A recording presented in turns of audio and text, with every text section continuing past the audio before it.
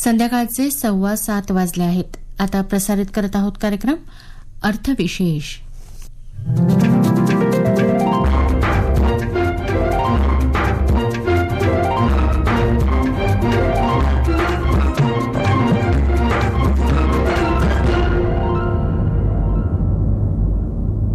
श्रोते हो, नमस्कार. आकाशवाणीच्या अर्थविशेष या कार्यक्रमात आपलं मनपूर्वक स्वागत. अर्थविशेषच्या आजच्या भागात आपण ऐकणार आहात सार्वजनिक क्षेत्रातल्या बँकांनी निर्लेखित केलेल्या कर्जाबाबत. सरकारी बँकांनी मार्च 2021 मध्ये संपलेल्या आर्थिक वर्षात निर्लेखित केलेल्या कर्जांची रक्कम 2,02,781 कोटी रुपये एवढी आहे, असं रिझर्व्ह बँकेनं नुकतंच सांगितलं. विविध बँकांनी निर्लेखित केलेल्या कर्जांपैकी जवळपास 75% कर्ज ही सार्वजनिक क्षेत्रातल्या बँकांनी केली असल्याचं दिसून आलं आहे. सर्वसामान्यपणे दिलेली कर्ज वसूल करण्याचे सर्व प्रयत्न केल्यानंतरही जर कर्जाचे हप्ते चुकते होत नसतील तर आपला ताळेबंद सुधारण्यासाठी बँक ही कर्ज निर्लेखित करते. कर्ज निर्लेखित करणं म्हणजे कर्ज माफी नव्हे. बँकेनं निर्लेखित केल्यानंतरही या कर्जाच्या वसुलीसाठी प्रयत्न सुरूच राहतात, परंतु यातली अनेक कर्ज वसूल होऊ शकत नाहीत. भारतीय अर्थव्यवस्थेत मागच्या काही वर्षात उलथापालथ सुरू आहे. त्यात कोविड महामारीमुळे कर्जवसुलीचा प्रश्न अधिक गंभीर बनतो आहे. कोविड महामारीत रिझर्व्ह बँकेनं कर्ज न भरण्याची सवलत दिली होती, परंतु अजूनही कर्ज भरणा सुरळीत झालेला नाही. कर्ज निर्लेखित करण्यामागे उद्योगपती आपल्या आर्थिक आणि राजकीय वजनाचा वापर करून ही कर्ज निर्लेखित करून घेतात, असंही काही तज्ज्ञांचं मत आहे. यावर अधिक चर्चा करताना अर्थविषयक पत्रकार वीरेंद्र तळेगावकर म्हणाले, देशातील बँकांची स्थिती सध्या सुमार अवस्थेत आहे असं म्हटलं तर आश्चर्य किंवा धक्का बसायला नको. केंद्रीय अर्थसंकल्प येत्या 2 महिन्याभरात सादर होईल. त्यामध्ये सुद्धा देशाच्या अर्थव्यवस्थेबाबत आणि विशेषतः बँकांच्या अर्थस्थितीबाबतचं चित्र स्पष्ट होण्याचं योजिले आहे. मात्र संसदेमध्येच नुकत्याच सादर झालेल्या एका आकडेवारीनुसार बँकेच्या आर्थिक स्थितीबाबतची चिंता पुन्हा एकदा प्रकट झालेली आहे. सरकारी बँका असो, खाजगी बँका असो, बँकांचा राईट ऑफ असेल किंवा वेव ऑफ असेल किंवा अनुत्पादित मालमत्ता बुडीत जाण्याचं प्रमाण असेल, या सगळ्या संज्ञा एकदम उभयास येतात.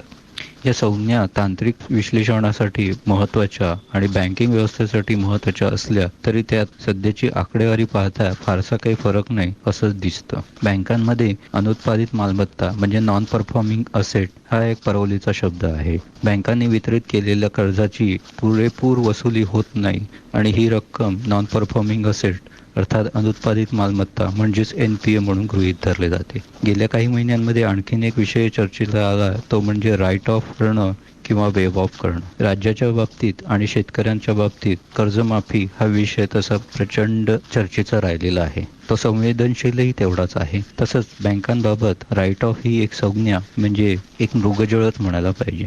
बँकांनी वितरित केलेले कर्ज राईट ऑफ करणं यावरून काही वर्षापूर्वी उडालेला गोंधळ आपण राजकीय आणि अर्थपटलावर अनुभवलेला आहे. अशा राईट ऑफ केलेल्या कर्जाची रक्कम गेल्या काही वर्षात वाढत आहे. म्हणजेच काय, बँकांनी वितरित केलेलं कर्ज पुरेसूर वसूल होत नाही म्हणून ते सोडून दिलेलं आहे असाच याचा एक अर्थ आहे. नुकत्याच सादर झालेल्या आकडेवारीनुसार वर्षभरापूर्वी म्हणजे मार्च 21 पर्यंत अशा संपलेल्या एका आर्थिक वर्षामध्येच जवळजवळ निर्लेखित म्हणजेच राईट ऑफ झालेली कर्जाची रक्कम ही तब्बल 2,02,000 कोटीहून अधिक आहे. आणि बँकांचं अनुत्पादित मालमत्ता म्हणजे एकूण NPA हा सध्या 18 ते 20 लाख कोटी घरांचा आहे. तुलनेमध्ये ही 2 लाख कोटी रुपयांची रक्कम निर्लेखित केलेली प्रमाण ऐतिहासिक असंच म्हणावं लागेल. विशेष बाब म्हणजे आपण जर NPA किंवा राईट ऑफ किंवा वेव ऑफ हा सगळा प्रवास गेल्या काही वर्षांचा अनुभवला तर गेल्या 6-7 वर्षांमध्ये यामध्ये प्रचंड प्रमाणात वाढ झालेली आहे. म्हणजे कर्ज वितरणात झालेली वाढ असू देत किंवा ग्राहकांकडनं कर्ज मागणीसाठी होणारी वाढ असू देत, त्या तुलनेमध्ये कर्ज निर्लेखित होणं किंवा कर्ज NPA होणं याचं प्रमाण वेगाने वाढलेलं आहे. 6-7 वर्षाचा आढावा घेतला तर हे प्रमाण अक्षरशः 2 ते 3 आकडी संख्येमध्ये टक्केवारीच्या प्रमाणात वाढत आहे. बँकांच्या पुनरुज्जीवनासाठी सरकारच्या दरबारी वेळोवेळी प्रयत्न केलेले आहेत. त्यासाठी विशेषतः सरकारी बँकांच्या प्रोत्साहनार्थ अनेकदा परिषदाही भरवण्यात आलेल्या आहे. थकीत कर्ज, बुडीत कर्ज वेगाने वसूल करण्यासाठी उद्योगांना प्रचंड सहाय्यभूत अशा घटना किंवा निर्णय हे प्रसंगी कोरोना आणि लॉकडाऊनच्या काळातही घेतले गेले. असं असूनही बँकांनी वितरित केलेल्या कर्जाची रक्कम पुरेपूर वसूल होत नाहीये. राष्ट्रीय विधी लवाद अर्थात NCLTचं प्रक्रिया जेव्हा अस्तित्वात आली तेव्हापासून तर कर्जाच्या तिटकारा किंवा कर्जाचं प्रमाण वाढण्याचं हे अगदी वेगाने आलेले आहे. अशा वेळी बँकांना दिलेले कर्ज वसूल करण्यासाठी अनेक बँकांनी संबंधित उद्योग, कंपन्या किंवा प्रकल्प यांच्या मालमत्तांचा लिलाव करण्याचं योजिलं. मात्र त्याला पुरेसा प्रतिसाद अर्थातच मिळाला नाही. त्याला कारण म्हणजे त्याचं झालेलं अधिक व्हॅल्युएशन आणि कमी असलेली मागणी. यामुळे प्रसंगी असे लिलाव किंवा ऑप्शन हे यशस्वी ठरत नाही हे यावेळी बँकांच्याही लक्षात आलेलं आहे. व्हिडिओकॉन सारख्या कंपन्या किंवा उद्योग समूह यांना बँकांनी जवळजवळ दिलेलं कर्ज हे इतिहास जमा झालं असं म्हणता येईल. कर्ज वसुली करता जवळजवळ 90 ते 80% प्रमाण बँकांनी सोडून दिलेलं आहे. म्हणजेच वितरित केलेल्या 100 रुपयाच्या कर्जावर फक्त 10 ते 20 रुपयेच बँकांना वसूल करता आलेले आहे. सार्वजनिक बँकांची तर स्थिती यापेक्षाही भयावह अशी आहे. सरकारच्या दप्तरी वेळोवेळी अशा सरकारी बँकांना आर्थिक भांडवल उभं करून दिलं जातं, अर्थसहाय्य उपलब्ध करून दिलं जातं. तसंच बँकांनाही विविध माध्यमातून निधी उभारणीचा प्रयत्न करायला प्रोत्साहित केलं जातं. येणाऱ्या अर्थसंकल्पात बँकेची सद्यस्थितीची आकडेवारी प्रस्तुत होईलच. कोरोना आणि लॉकडाऊनच्या काळात या उद्योग समूहाने आणि बँकिंग क्षेत्राने सुद्धा कमालीचा त्रास सहन केलेला आहे. त्याचं प्रतिबिंब अर्थातच या आकडेवारीत उमटेल. मात्र राईट ऑफ, वेव ऑफ किंवा NPAचं वाढतं प्रमाण या संज्ञा केवळ नामावलेप करून चालणार नाही, तर त्या संज्ञा इतिहास जमा कराव्या लागतील अशी धोरणं यंदाच्या अर्थसंकल्पात तरी उमटायला हवीत अशी अपेक्षा सामान्य जनाची असेलच. मंडळी, बँकांच्या कर्जाचा प्रश्न हा अर्थव्यवस्थेला मोठ्या प्रमाणावर प्रभावित करतो. परंतु अनेक लहान मोठे उद्योजक असे असतात की ज्यांना कर्जाची आवश्यकता असते, परंतु योग्य कागदपत्रांच्या अभावी त्यांना बँकांकडून अधिकृतपणे कर्ज मिळणं शक्य नसतं. अशा वेळेस त्यांना गैर बँकिंग व्यवस्थेतून आपल्या उद्योगासाठी पैसे उभारावे लागतात. परंतु त्यांना अशा पद्धतीनं पैसे उभारणं सुद्धा महाग पडतं. अशा वेळेस कर्जदारांची पिळवणूक होऊ नये म्हणून रिझर्व्ह बँकेनं आता आपल्या पद्धती आणखी कडक करणार असल्याचं जाहीर केलंय. कर्जाचे दर वाढत नसले तरी कर्ज मिळण्याकरता एकूण परिस्थिती पोषक नाही, म्हणून व्यवस्थापक बदल या दृष्टीनं रिझर्व्ह बँकेनं हे पाऊल उचललं असल्याचं बोललं जातंय. रिझर्व्ह बँकेनं नुकत्याच जाहीर केलेल्या पत आणि मुद्रा धोरणात व्याजाचे दर वाढवले नव्हते. पेट्रोलचे दर थोडे नियंत्रणात येतील आणि अर्थव्यवस्थेला गती मिळणं आवश्यक आहे अशी भूमिका त्यामागे होती. नुकत्याच जाहीर झालेल्या आकडेवारीनुसार किरकोळ किमतीवर आधारित महागाई दर नोव्हेंबरमध्ये किंचित वाढून 4.91% पोहोचला आहे. मुख्यत्वे अवकाळी पावसामुळे अन्नधान्य, फळं आणि भाज्यांच्या किमतीत वाढ झाल्याचा हा परिणाम असल्याचं सरकारकडून सांगण्यात आलंय. ग्राहक किंमत निर्देशांकावर आधारित किरकोळ महागाई दर आधीच्या ऑक्टोबर 2021 मध्ये 4.48% पातळीवर होता, तर गेल्या वर्षी नोव्हेंबरमध्ये त्यांनी 6.93% चिंताजनक पातळी गाठली होती.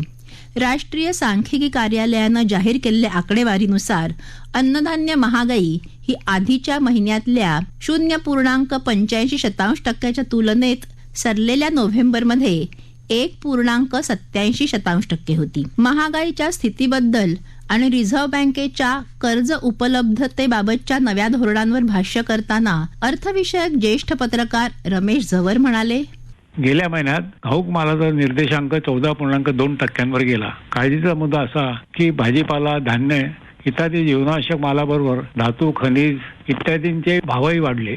देशात धान्य टंचाई नसली तरी आंध्रातून तांदूळ, मध्य प्रदेश आणि पंजाबमधून शेजारच्या राज्यात गहू, महाराष्ट्रातून साखर वगैरे माल शेजारच्या राज्यात वाहून नेला जातो. धान्य महाग होण्याच्या कारणात हा घटक विचारात घ्यावाच लागतो. कारखानदारीतही ही स्थिती आहे. उत्पादनाचा खर्च आटोक्यात ठेवणं कारखानदारांना जमेन असं झालं आहे. कारखानदारीतल्या मालाची महागाई तर 12% घरात गेली. त्याला आवर कसा घालावा ही समस्या आहे. अडचणींचा पाडा वाचावा तितकाच थोडा आहे. रिझर्व्ह बँक आणि केंद्रीय अर्थ मंत्रालय परिस्थितीवर लक्ष ठेवून असल्यामुळे मध्यंतरी पेट्रोल डिझेलचे दर कमी करण्यात आले होते. दरम्यानच्या काळात आंतरराष्ट्रीय बाजारात प्रति बॅरल क्रूडचे दर वाढतच आहेत. दरवाढीचा फटका बसलेल्या देशात भारत हा एकमेव देश नाही. अमेरिकेसारख्या देशाला देखील या महागाईची झळ पोहोचलेली आहे. महागाई निर्देशांक घटता ठेवणाऱ्या अमेरिकेला यावेळी महागाई निर्देशांक वाढल्याचे दिसून आले. तेलबियांचे दरही वाढल्यामुळे खाद्यतेलाच्या दरात भाववाढ दिसून आली. देशात दर नियंत्रण कायदा काहीसा अतिरेकी आणि कालबाह्य ठरल्यामुळे देशात त्याला कधीच सोडचिठ्ठी देण्यात आली आहे. महागाईला आळा घालण्यासाठी बँक दर, रेपो दर कमी जास्त करण्याखेरीज कोणताच उपाय रिझर्व्ह बँकेच्या हातात नाही. बँकिंग रेग्युलेशन ऍक्ट नुसार राष्ट्रीयकृत आणि मोठ्या खासगी बँकांना शिस्त लावण्याचे काम रिझर्व्ह बँकेकडून नेहमीच केले जाते. आता रिझर्व्ह बँकेने खासगी बिगर बँकिंग फायनान्स कंपन्यांना लागू करण्यात आलेले नियम अधिक काटेकोर करण्याच्या दृष्टीने पावलं टाकली आहेत. बिगर बँकिंग फायनान्स कंपन्यांचे बुडीत कर्ज 60% अधिक वाढल्यास त्या संस्थेवर कारवाई करण्याचा इशारा रिझर्व्ह बँकेने दिला आहे. ताबडतोबीची कारवाई करण्याच्या दृष्टीने संबंधित बिगर बँकिंग फायनान्स संस्थेची 31 मार्च 2022 रोजी असलेली भांडवली स्थिती विचारात घेतली जाणार असून 1 ऑक्टोबर 2022 रोजी बेधडक कारवाई सुरू करण्यात येईल असे रिझर्व्ह बँकेने ठरवले आहे. म्हणून 1 ऑक्टोबर 2022 पर्यंत सर्व बिगर बँकिंग फायनान्स कंपन्यांना त्यांची भांडवली स्थिती नियंत्रणात ठेवावी लागणार आहे. रिझर्व्ह बँकेच्या या निर्णयामुळे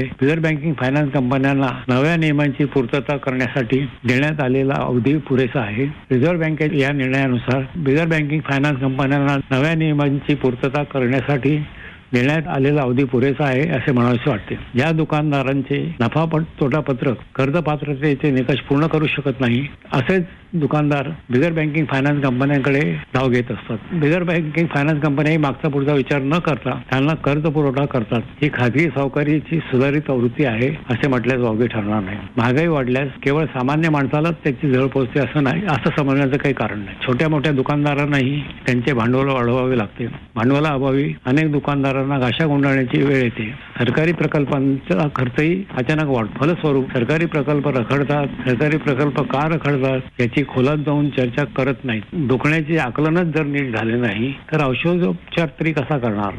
कर्ज पुरवठा हा केवळ सामान्य जीवनावरच नव्हे तर संपूर्ण अर्थव्यवस्थेवर प्रभाव टाकतो. कर्ज वसुली होणं हे सुद्धा अर्थव्यवस्थेच्या सुदृढतेसाठी आवश्यक आहे. आर्थिक दृष्टिकोनातून असलेली नीतिमत्ता अंतिमतः विकासाची दारं योग्य पद्धतीनं उघडते. त्यासाठी सर्व सरकार, उद्योजक आणि बँका यांनी योग्य तारतम्य ठेवणं आवश्यक आहे. तरच समृद्ध भारताचं स्वप्न साकार होऊ शकेल. याबरोबरच आजचा अर्थविशेष कार्यक्रम संपला. आकाशवाणी मुंबईच्या प्रादेशिक वृत्तविभागानं हा कार्यक्रम सादर केला. सादरकर्त्या भावना गोखले, निर्मिती विवेक वानखडे, लेखन विनोद देशपांडे आणि निवेदन नंदिनी मथुरे.